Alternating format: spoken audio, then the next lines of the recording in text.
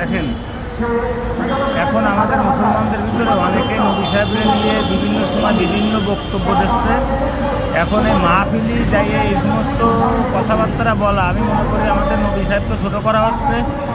আজারি সাহেব এক কথা বলতেছে, আমাদের যে আর একজন আছে ওলামা ইকরামগণ, উনি আর এক কথা বলতেছে।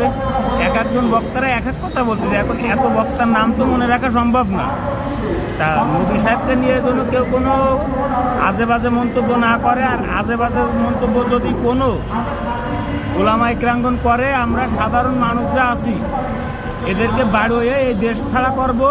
এখন চতুর্পাশে তো ইন্ডিয়া, এরা যাবে কোন জায়গা সেটা একে ঠিক করতে পারেন। এরা যে দেশে ছিল ওই দেশে পাঠাতে হবে। আমাকে দেশে একে মতন লোকজনের ওয়াজ মাহফিল শোনার দরকার নেই। আমাকে দেশে ভালো কোনো সঠিকভাবে কোরআনের আয়াত নিয়ে যে বক্তা আছে আমরা তার মাহফিল শুনবো। আমরা কোনো দলীয় লোকের বক্তা শুনবো না। এরা আজকে সব জামাত শিবিরের পক্ষবদ্ধ। আমরা 2003 সালে দেখছি কি ফালি জামাত শিবির হাত কাটেছে, কীভাবে জামাত হত্যা করেছে। আমরা অনেকটা ওই তখন যদি বিএনপি সরকার ক্ষমতা না থাকতো দেশের অর্ধেক নাগরিক মারে ফেলতো জামাত। একে কপাল ভালো যে ওই সময় বিএনপি সরকার ক্ষমতায় ছিল, গঠিত বিএনপি ছিল। তা নাহলে জামাত শিবিরের অত্যাচারে বাঙালি পলাতো। আর ইকে ভোট দিবেন না জীবনে কোনো দিন। যদি নবী সাহেবের ভক্ত হন ইকে কোনদিন ভোট দিবেন না, জামাত শিবিরে কোনদিন ভোটই দিবেন না। এরা এমন জান্নাত দেয় দিচ্ছে। তাহলে ক্ষমতায় গেলে এরা কি এরে দেবে? আপনারাই বুঝে দেন। আপনাদের মূল্যবান ভোট আপনারাই দিবেন। আমি কাউকে বলবো না যে অমুকরে তমুকরে ভোট দিয়ে না।